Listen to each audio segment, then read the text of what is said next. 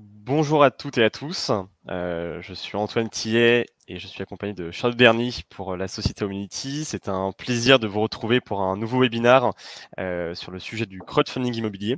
On va attendre un petit peu avant de commencer, le temps que tous les participants puissent se connecter et je vous propose qu'on puisse lancer les discussions d'ici quelques secondes. Je vois que vous êtes un peu plus de 400 participants, donc voilà, c'est toujours en tout cas un plaisir d'avoir une communauté toujours présente qui participe en tout cas à ces petits moments dédiés d'échange avec nos investisseurs, avec les personnes qui suivent tout simplement la vie d'Homunity. On a pas mal de sujets évoqués ensemble, en tout cas pour ce webinaire. Bonjour à toutes et à tous. On voit que le nombre d'investisseurs et de participants augmente et je pense qu'on va pouvoir commencer sans plus attendre. Donc je reprends, enchanté à toutes et à tous, je suis Antoine Tillet, directeur du pôle relations investisseurs chez Homunity pour la partie crowdfunding immobilier. Et on va, avec Charlotte Berny, vous présenter un webinaire sur effectivement le contexte actuel et comment bien investir dans les solutions en crowdfunding immobilier que Homunity peut proposer sur sa plateforme. Charlotte, si tu veux te présenter. Oui, merci Antoine. Bonjour à tous, Charlotte Berny, j'ai rejoint le pôle relations investisseurs chez Homunity début janvier 2022. Je m'occupe donc de la relation avec les personnes physiques et les personnes morales, notamment sur l'allocation de leur portefeuille en crowdfunding immobilier. Merci Charlotte. Ce qu'on vous propose pour ce petit webinaire qui va durer une bonne quarantaine de minutes, c'est effectivement de vous partager quelques slides qu'on a préparés. La présentation va durer 20-25 minutes et ensuite on passera au traditionnel temps d'échange. S'il vous plaît, on vous demande de vraiment poser vos questions dans l'espace questions qui est dédié. En bas à droite, si vous cliquez sur l'espace questions, voilà, on y répondra à la fin. Et sinon, voilà, n'hésitez pas également à échanger avec nos équipes qui sont présentes, Nantes, Cassandra et également Amine. Je vous propose qu'on commence sans plus attendre. Je vais vous partager donc mon écran pour effectivement commencer à aborder un petit peu ce webinaire. Donc on se retrouve effectivement pour un thème qui est le suivant: comment bien investir en crowdfunding immobilier dans un contexte effectivement économique et social qui est incertain. Et donc on va vous donner effectivement quelques clés, quelques pistes de lecture avec Charlotte. On a détaillé et on va dérouler de la manière suivante. Charlotte va revenir dans un premier temps sur le principe du crowdfunding immobilier. Effectivement, parmi les auditeurs, et j'ai vu quelques noms d'investisseurs connus passer, certains sont plutôt connaisseurs, d'autres sont peut-être encore novices. Donc l'idée, c'est vraiment de rappeler quel est le principe du crowdfunding immobilier. Derrière, effectivement, on va rentrer un peu plus dans le cœur du sujet, sur l'analyse et l'impact de cette situation actuelle sur l'immobilier en France, essayer de décortiquer effectivement la hausse de l'inflation, les problématiques effectivement sur l'approvisionnement, quel est l'impact notamment également de la guerre en Ukraine sur l'immobilier français. Donc voilà, on va essayer d'échanger avec vous et de vous apporter effectivement des pistes de réflexion et des réponses, en tout cas à certaines de vos questions. Toute cette situation actuelle, et vous devez, et on se pose également beaucoup de questions sur la suite. Et il y a un point qui est très important qu'on va aborder dans un troisième temps, qui est vraiment la gestion du risque.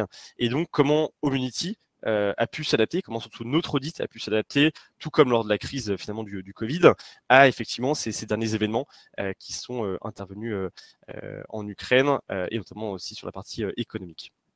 Enfin, nous finirons sur la partie conseils, effectivement, quels sont les conseils pour bien investir sur le crowdfunding immobilier. Et nous terminerons effectivement avec la partie questions-réponses. Charlotte, je te laisse la partie sur le crowdfunding immobilier. Oui, merci beaucoup Antoine. Effectivement, dans un premier temps, je vous propose qu'on revienne du coup sur les fondamentaux du crowdfunding immobilier. Du coup, Antoine, s'il te plaît, pour la seconde slide, pour la suite. Merci beaucoup. Donc, pour rappel, Homunity, c'est une plateforme digitale de crowdfunding immobilier qui a été créée en 2014 et qui avait pour objectif de dématérialiser, de démocratiser l'investissement immobilier au travers, du coup, des opérations, le financement d'opérations immobilières. En 2019, nous avons été rachetés du coup par Tikeo Capital, qui est le plus gros gestionnaire d'actifs français.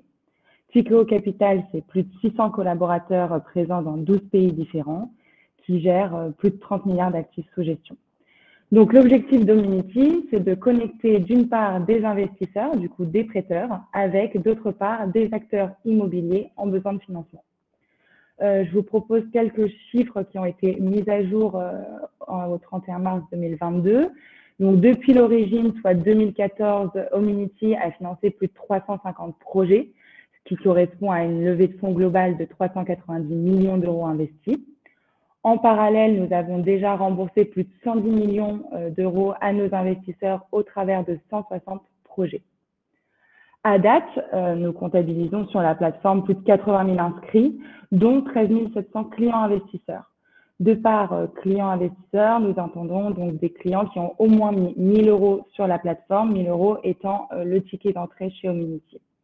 À date, le ticket moyen par investisseur et par projet est de 5 000 euros.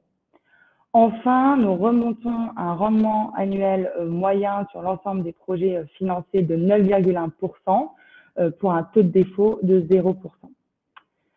Donc voilà pour ce qui est des chiffres de la plateforme. Pour la suite, je vous propose qu'on revienne du coup sur le concept du crowdfunding immobilier, qui est un sous-jacent immobilier et qui met en relation, comme dit précédemment, des investisseurs avec des opérateurs immobiliers.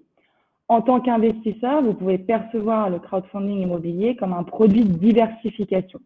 Vous allez venir souscrire des obligations immobilières non cotées sur des durées d'investissement qui peuvent être caractérisées comme court et moyen terme, puisque nous vous offrons au travers des projets des horizons de placement qui varient de 12 à 48 mois maximum. À côté de ça, vous avez également des rendements qui sont très dynamiques, puisque la fourchette de rendement proposée par Hominity est entre 7 et 10%. Ce qui est intéressant de soulever aussi en crowdfunding immobilier, c'est qu'il n'y a aucun frais de gestion, comparé à d'autres classes d'actifs par exemple. Enfin, au travers du crowdfunding immobilier, vous pouvez financer différents types d'opérations, à la fois des opérations dans l'immobilier neuf au travers de la promotion immobilière, à la fois des opérations de marchand de biens, donc on sera plus sur de la rénovation de l'ancien, ou enfin venir financer des foncières. Tout ça dans des secteurs d'activité également divers, puisqu'on peut investir à la fois dans du tertiaire, du résidentiel ou encore du social par exemple. Pour ensuite revenir un petit peu sur notre intervention, donc sur la prochaine slide, effectivement, il est important de noter qu'Hominity intervient sur la partie fonds propres des acteurs immobiliers. Le crowdfunding immobilier est régi par l'AMF, donc l'autorité des marchés financiers, et donc nous sommes réglementés sur la partie que nous apportons aux opérateurs immobiliers qui ne peut dépasser 80% des fonds propres. Ici, il est intéressant de noter du coup que les acteurs immobiliers doivent à minima injecter au moins 20% de leur liquidité dans leurs propres opérations, ce qui peut apporter un gage de garantie supplémentaire. Il est également intéressant de soulever que Hominity et le crowdfunding en général n'a pas du tout pour vocation de remplacer le financement bancaire. Bien au contraire, nous venons en complémentarité du financement bancaire. Pour revenir rapidement sur l'analyse des dossiers, au départ, nous avons besoin de prérequis avant notre intervention dans le processus de financement. Ces prérequis sont les suivants. Il faut que l'opérateur ait du coup un financement bancaire qui soit accordé. À côté de cela, il faut également qu'il ait un permis de construire qui soit purgé. Il faut qu'il ait souscrit en parallèle une assurance GFA, donc garantie future d'achèvement. Et enfin, il faut que le foncier dédié soit acté ou sous promesse. C'est à partir de ce moment-là qu'on a déjà ces 4 prérequis que nous allons intervenir et que notre équipe dédiée d'analystes va, au travers de 2 grands axes, analyser le projet. Un axe qui va être plus corporate, puisqu'on va venir analyser l'opérateur en lui-même, donc son expertise, sa place sur le marché de l'immobilier, son carnet de commandes, son ancienneté.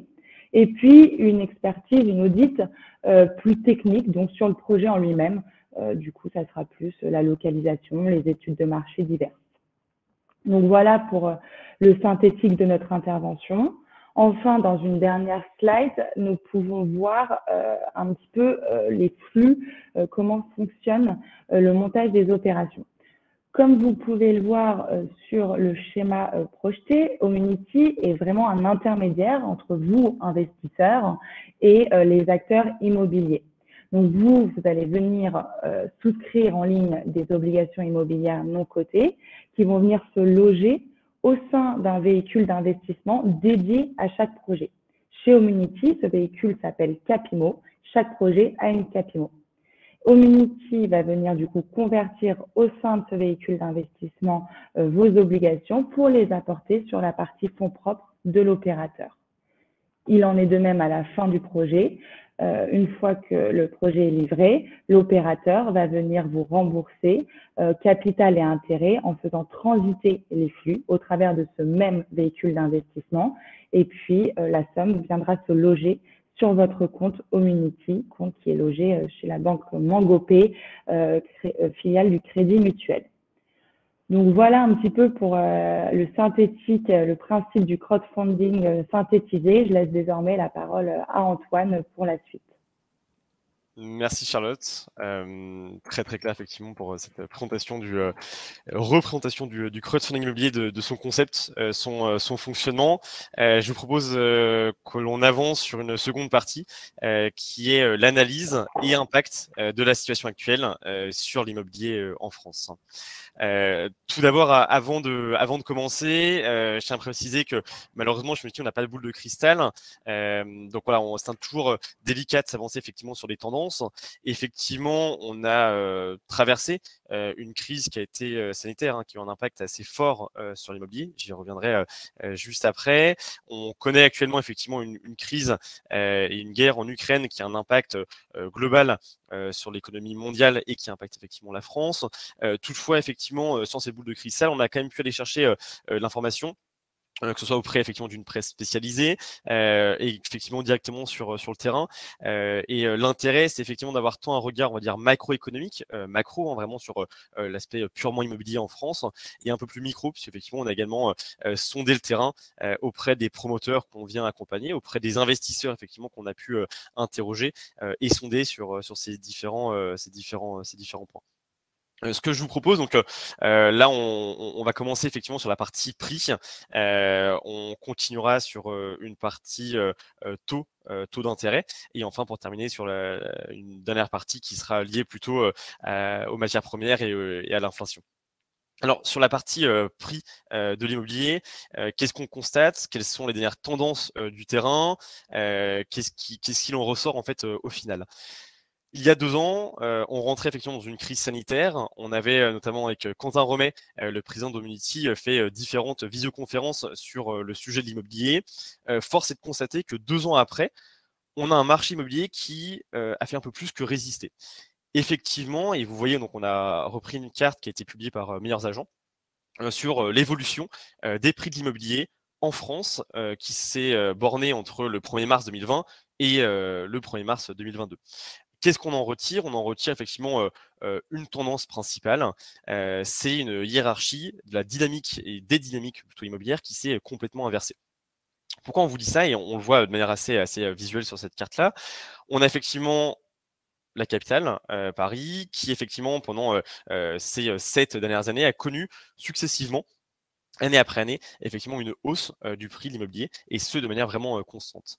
Et là, effectivement, pour une première fois, on voit que les prix dans la capitale baissent un petit peu. On avait quasiment avoisiné les 11 000 € du mètre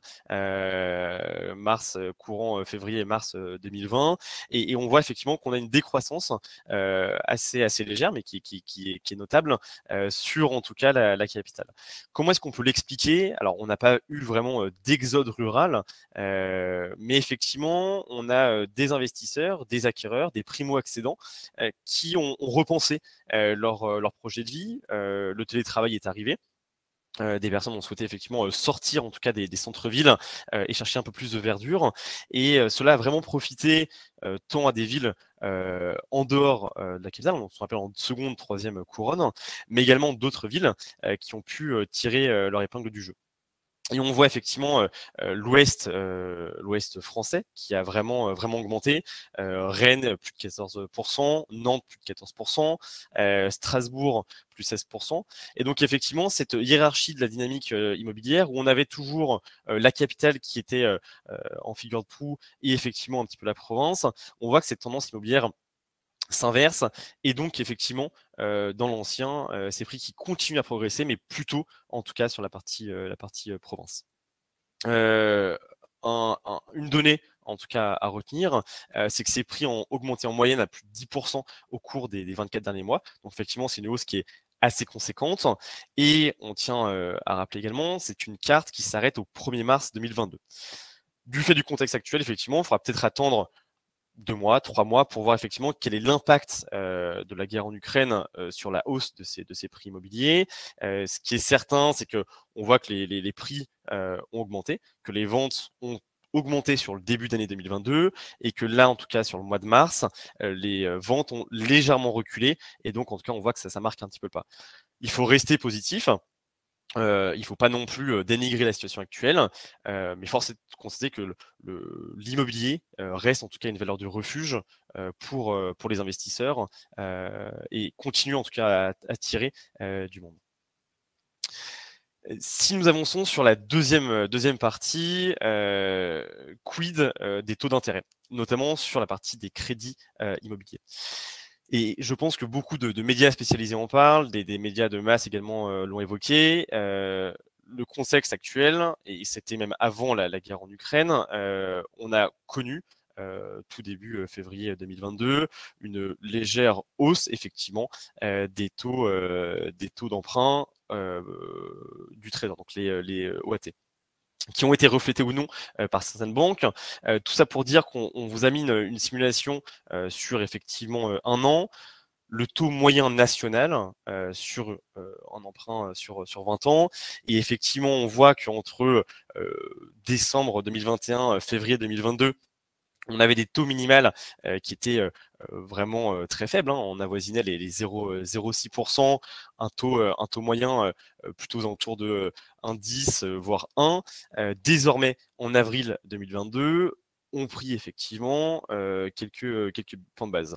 À savoir qu'à date, en avril 2022, le taux moyen est plutôt à 1,35. On a des taux maximales qui vont eux atteindre 2,3. Donc on voit effectivement que graduellement, ces taux commencent effectivement à monter. Pour l'instant, ce n'est pas inquiétant. Il faut effectivement que ces derniers restent en dessous de l'inflation. Ça, c'est un point qui est vraiment primordial. Mais effectivement, c'est une tendance un petit peu de fond où ces taux vont continuer à augmenter. Et d'ailleurs, la Banque de France l'a évoqué, plusieurs banques et plusieurs spécialistes en parlent. Ces taux vont retrouver quelque chose d'un peu plus normal. Pourquoi est-ce qu'on dit des taux un peu plus normal? Parce qu'effectivement, on l'a peut-être un peu oublié, mais les années précédentes, et je parle plutôt des années 2000, des années 2010, on avait des taux d'emprunt sur du crédit immobilier qui étaient plutôt aux alentours des 2, 3, 4%. Certes, les prix des actifs étaient un peu plus faibles, mais alors on va retrouver une normale. Forcément, si les taux vont augmenter, il est possible qu'on voit effectivement une bulle se dégonfler un petit peu. On va voir effectivement des prix d'actifs qui vont se dégonfler un petit peu, mais tout cela ne devrait pas non plus mettre à feu et à sang le marché de l'immobilier. On voit effectivement un peu plus d'attentistes de certains projets. On a effectivement certaines banques qui viennent être un peu plus sélectives, ça effectivement sur l'octroi du crédit. Toutefois, voilà, il faut rester positif. Ça, c'est vraiment le mot d'ordre. On va revenir à une normale. Puisqu'effectivement, post-Covid, beaucoup d'argent a été déployé, on a eu des PGE, on a eu beaucoup d'aides également financières, avec des taux qui ont atteint des niveaux relativement bas et même de manière assez inquiétante, négatif pour certains emprunts d'État. Donc voilà, on revient sur une normale. Et là encore, il faut monitorer. Pour l'instant, les choses restent cohérentes. On va voir effectivement dans le temps comment les choses vont évoluer. Et en tout cas, chez Homunity, c'est quelque chose qu'on regarde de très près. Si on avance effectivement sur la troisième partie de cette présentation de l'impact et de la situation actuelle sur le marché de l'immobilier, il y a effectivement un point qui revient et qui a été accentué avec la situation actuelle en Ukraine, à savoir la hausse des matières premières et la chaîne logistique des matériaux de construction. Alors, si on commence d'un point de vue très global sur l'inflation.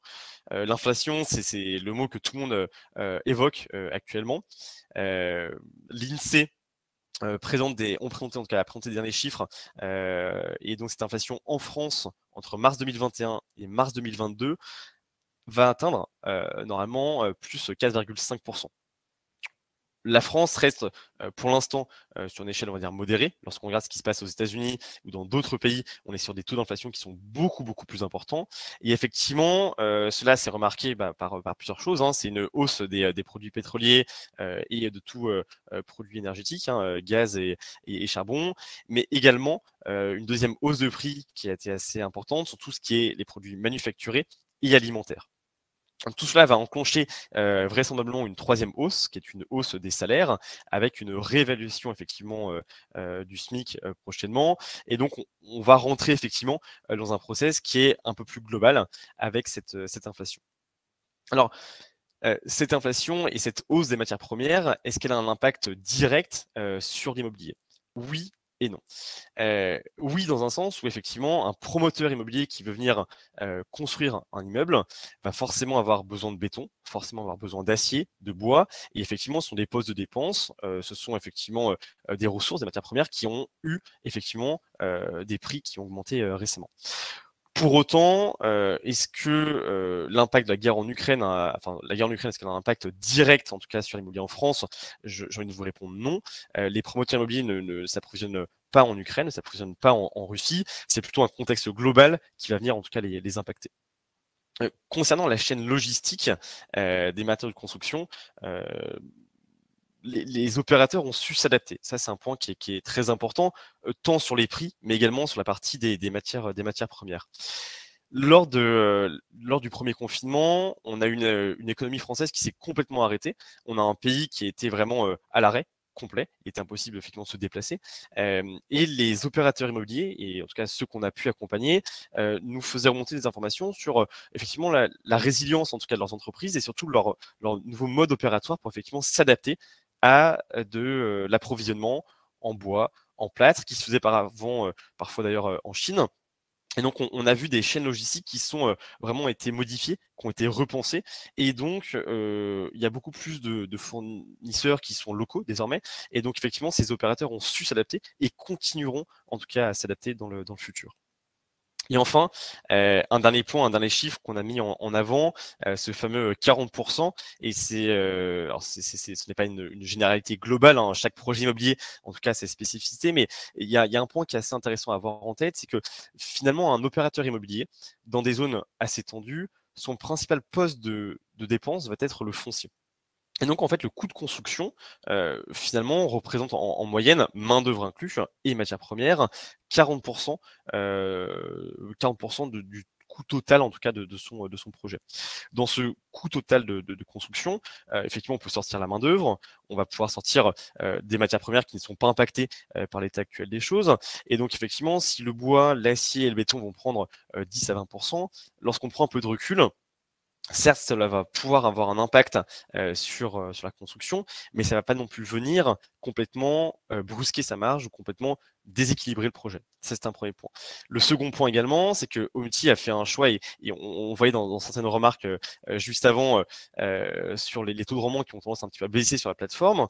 Homuti a fait un choix d'accompagner davantage des opérateurs qui sont cotés en bourse, des promoteurs qui sont existants depuis plus de 40 ans, depuis plus de 50 ans. Et finalement, on accompagne des structures qui, lorsqu'elles vont s'approvisionner, vont le faire auprès d'entités avec des contrats cadres, avec des prix qui vont être bloqués pendant X années et qui vont effectivement, en étant bien accompagnés, pouvoir vraiment jouer de manière assez agile, de manière assez fine sur de quelle manière effectivement ils vont pouvoir s'approvisionner au moindre coût.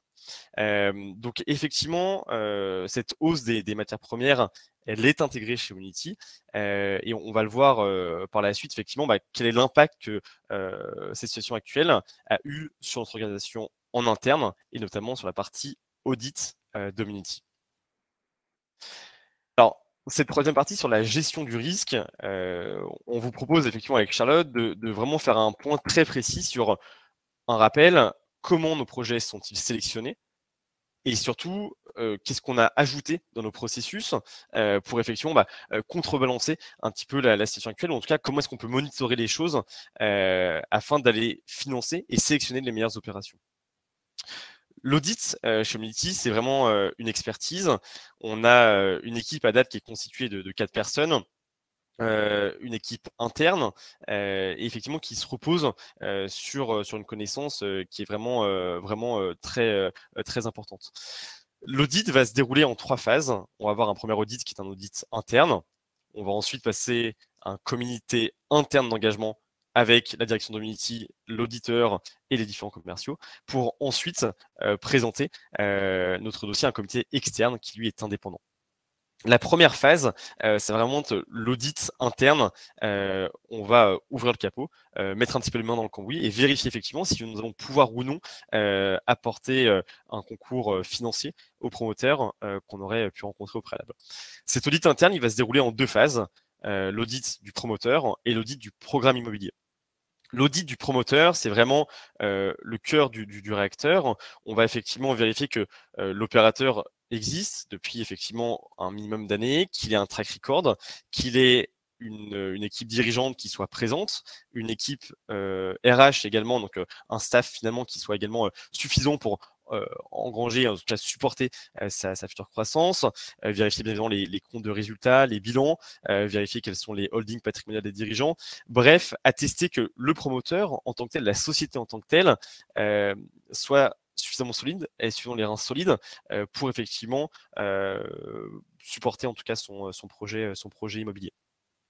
Le parallèle qu'on peut faire effectivement avec la hausse des matières premières, un point qui est assez important et qui est toujours regardé dans notre audit, c'est de voir comment on va s'approvisionner ou comment l'opérateur va gérer ses différents projets en cours.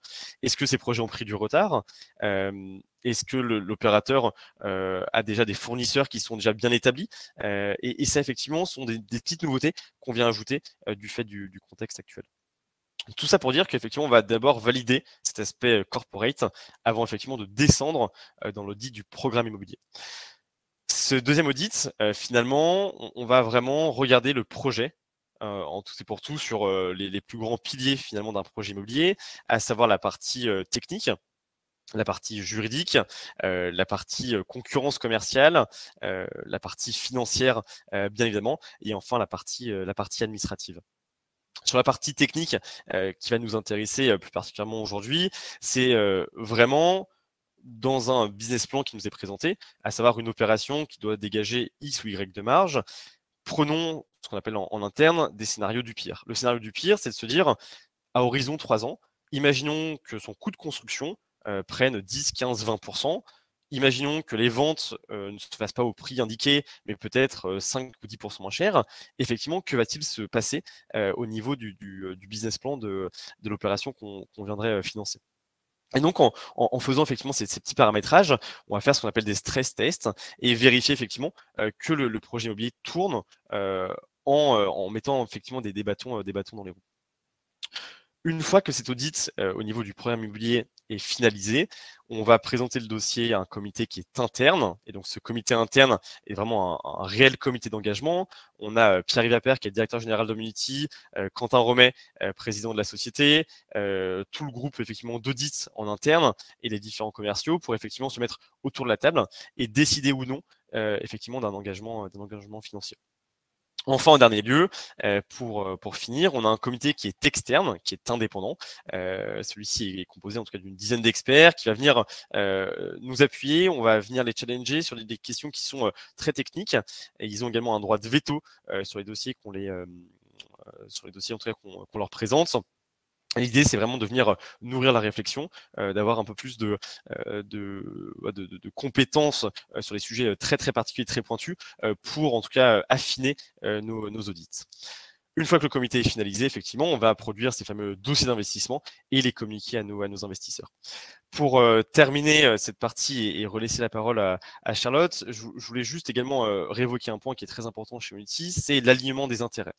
On a évoqué, on a vu effectivement le fonctionnement du crowdfunding immobilier, on a vu l'impact de la crise en Ukraine, on a parlé effectivement un peu de l'audit, mais un point qui est aussi très important chez Unity, c'est l'alignement des intérêts entre notre société, notre management et vous, investisseurs ou potentiels investisseurs.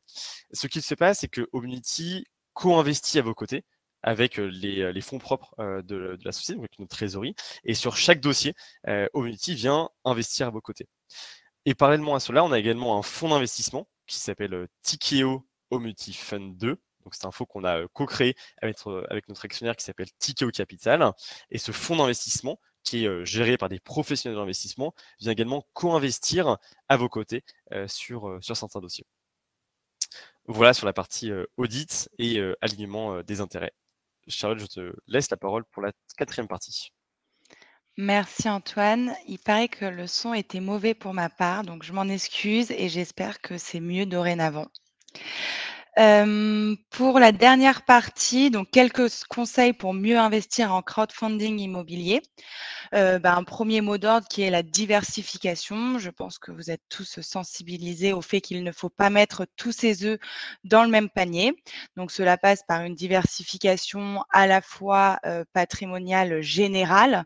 Nous vous invitons à ne pas investir plus de 15% de votre patrimoine en crowdfunding, donc bien diversifié sur les différentes classes d'actifs que vous pouvez trouver. Diversifier également votre patrimoine immobilier en complémentant la partie crowdfunding immobilier avec, par exemple, de la SCPI sur des horizons de placement peut-être plus long terme ou alors de l'investissement locatif avec des stratégies d'investissement différentes. D'un point de vue peut-être plus étroit, plus adapté au crowdfunding immobilier, on vous invite également à diversifier votre portefeuille. Cette diversification, elle va passer d'une part par un jeu sur les durées. Comme on vous l'a mentionné, Omnity vous propose des projets qui vont de 12 à 36, 48 mois. Venez jouer sur cette durée différentielle afin de vous constituer une rotation de portefeuille, un fonds de roulement des opérations qui deviendra au fur et à mesure systématique, naturel. Venez également diversifier votre portefeuille sur les opérateurs. Venez prendre un petit peu de projets sur des promoteurs immobiliers, des marchands de biens, des foncières.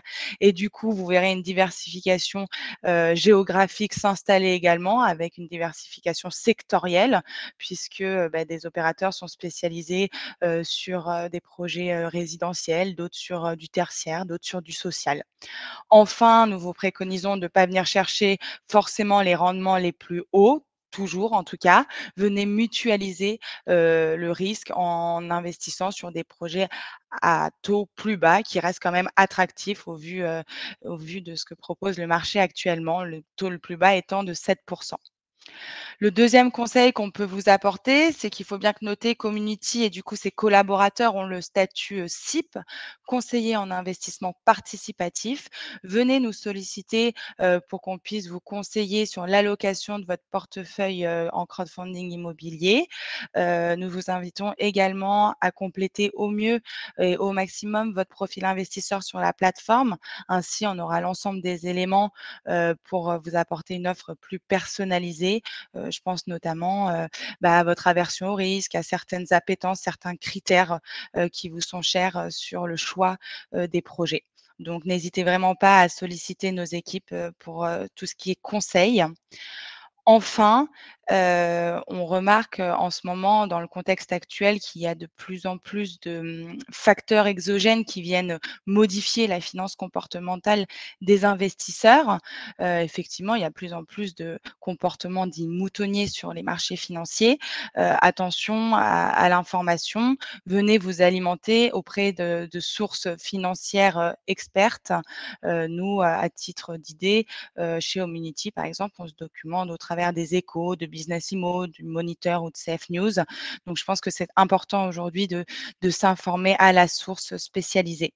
Et encore une fois, si vous avez besoin de questions, nous restons tout à fait disponibles pour vous apporter des points de mise à jour sur l'actualité et la corrélation avec notre produit. Donc voilà pour ce qui est de la présentation. Je te relaisse la parole, Antoine, peut-être pour la suite et le passage aux questions. Merci Charlotte, et effectivement juste avant de passer aux questions, je voulais conclure en tout cas sur cette citation. C'est une citation du monde de la voile, et chez Omnity c'est un monde qu'on apprécie. C'est une citation de William Arthur Ward. Le pessimiste plaint du vent, l'optimiste espère qu'il va changer et le réaliste ajuste ses voiles. C'est une philosophie qu'on essaie vraiment d'avoir chez Omnity. Finalement, des contextes particuliers, malheureusement, depuis 2014, on en a traversé plusieurs. Le dernier en date, c'était effectivement ce confinement qui a posé beaucoup de questions. Le contexte est forcément particulier. Pour autant, effectivement, tout n'est pas noir. En interne, il faut toujours au quotidien ajuster nos processus. On a su accompagner les opérateurs en temps de croissance. On a su les accompagner durant effectivement la crise sanitaire. Il faut toujours continuer à avancer, toujours s'adapter, s'ajuster. Et ce qui est vraiment très important pour Omnity, c'est vraiment de mettre en avant notre capacité à nous adapter, à bien faire notre boulot, à bien faire nos audits et vraiment être bon dans nos analyses. Je bégaye un petit peu, veuillez m'excuser. Donc être vraiment bon dans toutes les analyses qu'on peut prodiguer. Et ça, c'est vraiment un petit peu la philosophie qu'on essaye d'avoir chez Omnity. Pour conclure, et je laisserai peut-être Charlotte prendre les premières questions, on vous propose vraiment un temps d'échange. Ce temps d'échange, et vous êtes un peu plus de 500 participants lors de ce webinaire, et on vous remercie vraiment d'être présent, de pouvoir échanger en direct avec nous. Vous verrez sur donc la partie droite de votre écran, vous avez un espace questions. N'hésitez pas effectivement à les poser directement. Et Charlotte, je te laisse prendre les premiers sujets, je reprendrai la suite derrière. Merci Antoine. J'ai vu plusieurs questions passer, notamment Thierry qui nous posait la question sur le suivi des projets. Effectivement, lorsque vous investissez sur un projet, par exemple sur 24 mois, on ne vous laisse pas 24 mois sans nouvelles. Il faut bien noter qu'on fait un suivi régulier. Des reportings sont rédigés par les opérateurs immobiliers et ne sont communiqués. On vous les envoie ensuite. Donc, il faut compter un reporting tous les 4-5 mois afin de vous assurer du suivi du projet, des travaux, du planning qui a été mis en place, si oui ou non il est respecté. Donc voilà, à noter que du coup, vous avez tout un tas de communication tout au long de votre projet. Ça, c'était la question qui revenait. Odile nous posait aussi la question sur le taux. Est-ce que le taux peut varier, le taux de rendement annuel annoncé? Du coup, il faut noter que le taux qu'on vous annonce, c'est un taux contractuel qui a été signé avec l'opérateur immobilier, donc c'est un taux fixe. Néanmoins, il faut quand même garder en tête que le crowdfunding immobilier, ça reste un produit qui est risqué.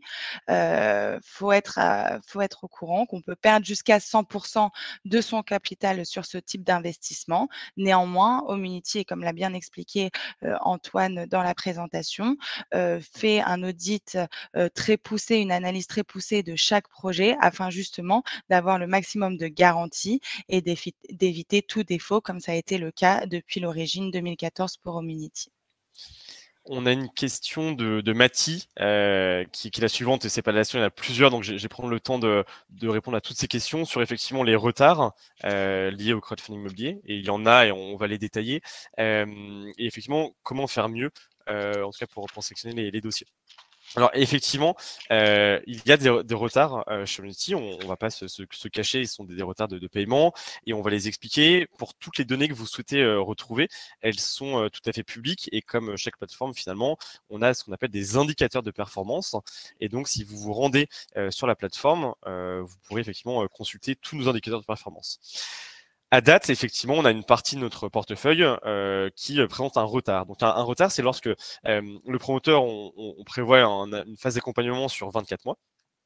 on a une période effectivement de prorogation et cette période de prorogation est activée par le promoteur. Parfois, certains dossiers décalent un petit peu plus.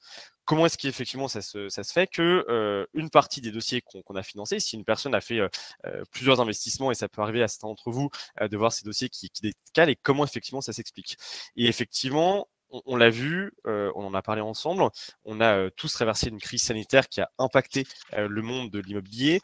On a des chantiers qui ont pris du retard, de l'ordre de 3 à 6 mois, ça va dépendre des différents promoteurs. On a des lots et l'aspect commercial effectivement qui a été retardé par des banques et des process bancaires. Donc forcément, lorsque le projet immobilier, et malheureusement le retard étant inhérent à la profession immobilière, prend un peu de mois de recul, vous rajoutez à ça une pandémie mondiale et des problèmes d'approvisionnement, forcément ce sont des retards qui sont un peu généralisés. Pour autant, effectivement, on a un taux de défaut qui reste à 0%, et ces opérateurs, on est en relation constante avec eux, donc on est là effectivement pour comprendre effectivement quelles sont leurs problématiques. Est-ce qu'on a un retard de chantier qui est tout à fait naturel? Est-ce qu'effectivement c'est un retard de commercialisation? Et c'est une des raisons pour lesquelles Homunity a également créé à côté une structure qui s'appelle Homunity Patrimoine et qui vient pour accompagner certains investisseurs à faire des acquisitions dans le neuf. Donc on a un cercle vertueux où on peut venir effectivement commercialiser certains lots neufs des promoteurs qu'on a financés. Donc tout ça pour dire qu'effectivement, ces sujets, on les suit de très près et certains nous demandent d'avoir beaucoup de mails et beaucoup d'informations. L'immobilier, on est sur un temps long. Donc normalement, tous les 3-4 mois, vous avez effectivement des mails de mise à jour de différents dossiers. N'hésitez pas à solliciter nos opérateurs et à solliciter nos conseillers sur l'adresse mail paul@homunity.fr sur vos dossiers qui vous concernent. Là, malheureusement, on n'a pas le temps de faire chacun des dossiers. Voilà, mais tout ça pour dire, à date, on a un taux de défaut qui reste à 0%. Et comme on l'évoquait avec Charlotte, le crowdfunding immobilier reste un placement qui est risqué. Donc, ce qu'on va venir vous préconiser, c'est vraiment de diversifier tous vos investissements.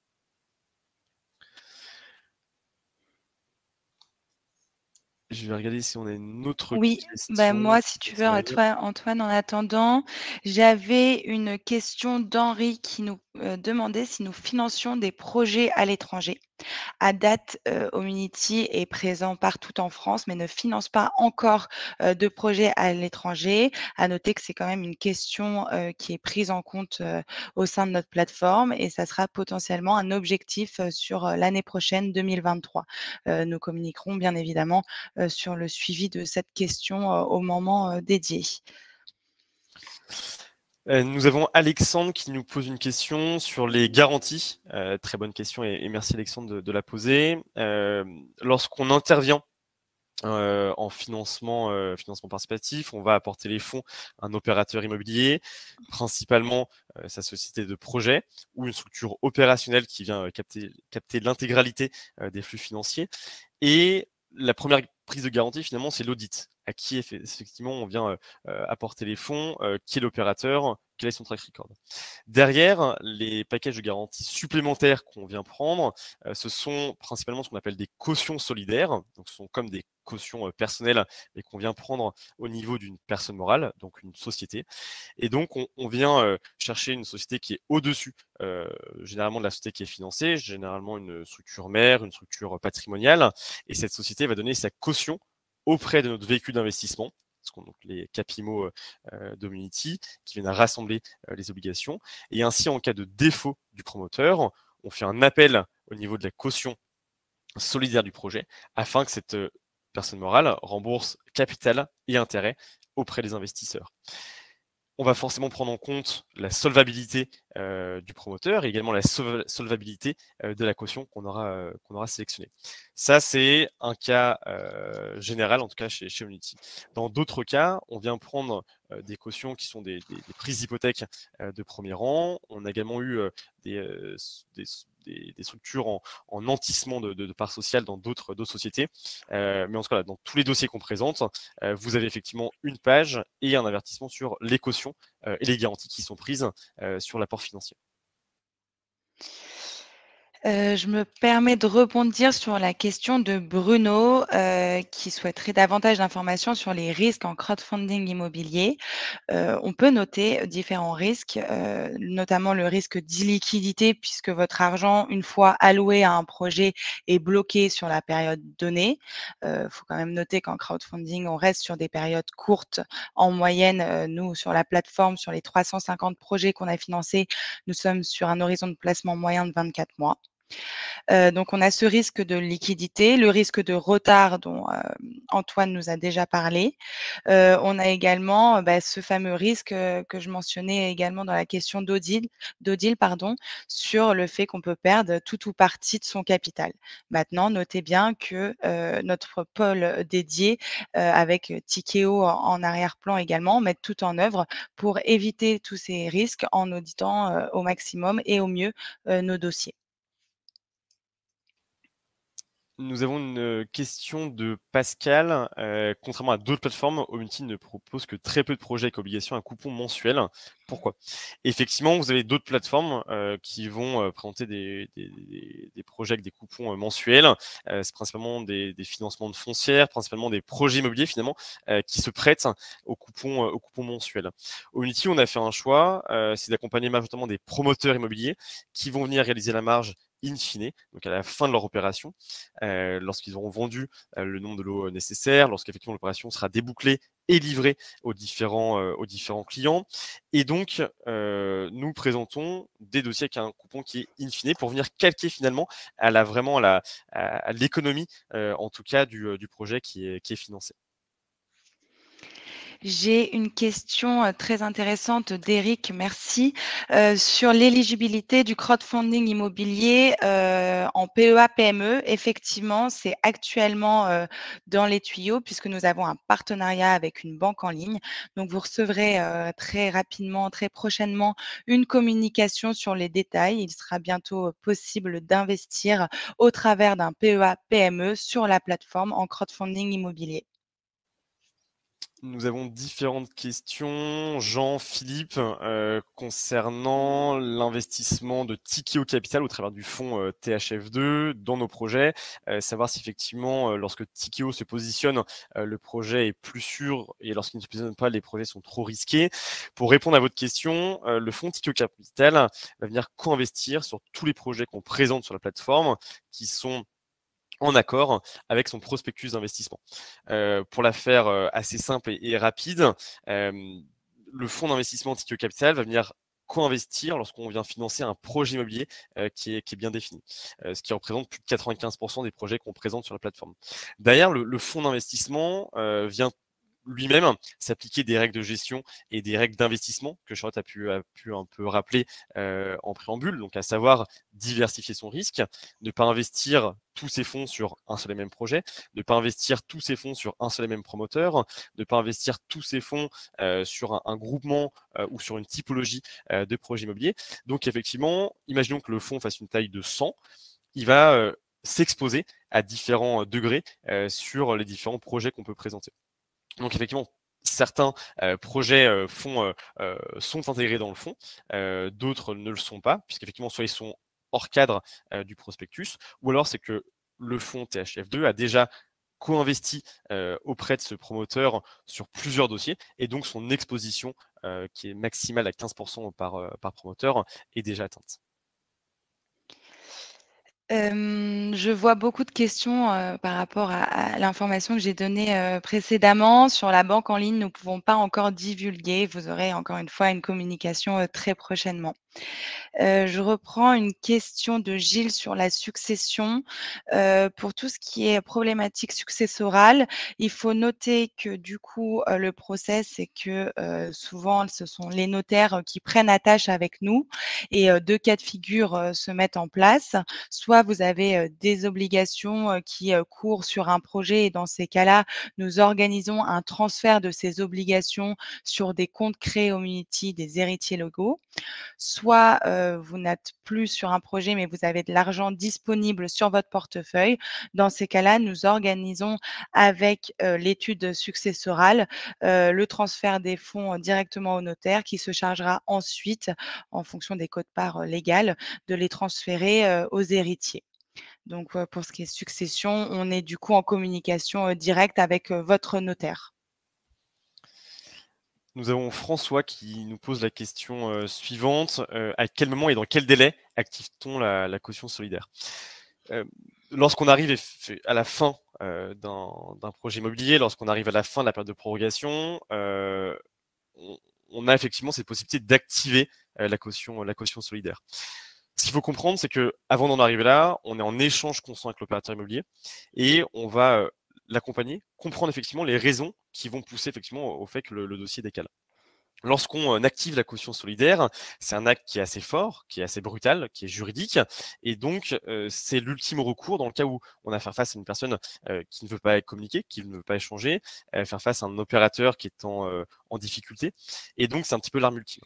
Raison pour laquelle et ce qu'on met en place, c'est généralement une phase avant d'activer, avant de dépasser cette phase de prorogation, comprendre où est-ce qu'on en est dans le projet immobilier et savoir effectivement si nous prenons une voie qui est plutôt juridique en activant dès le premier jour de dépassement cette caution solidaire pour rentrer derrière dans une phase de recouvrement des différentes créances, ou alors dans une phase d'accompagnement. L'opérateur devait nous rembourser sous 24 mois, il y a eu un retard de chantier, on a 6 mois de prorogation, il a un retard de commercialisation encore par la suite, il a signé son dernier lot qui va lui permettre de dégager de la marge et de rembourser les investisseurs Homunity.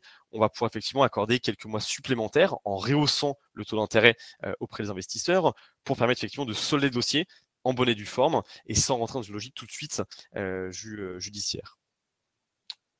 Dans le cas inverse, effectivement, on active cette caution pour aller récupérer les fonds.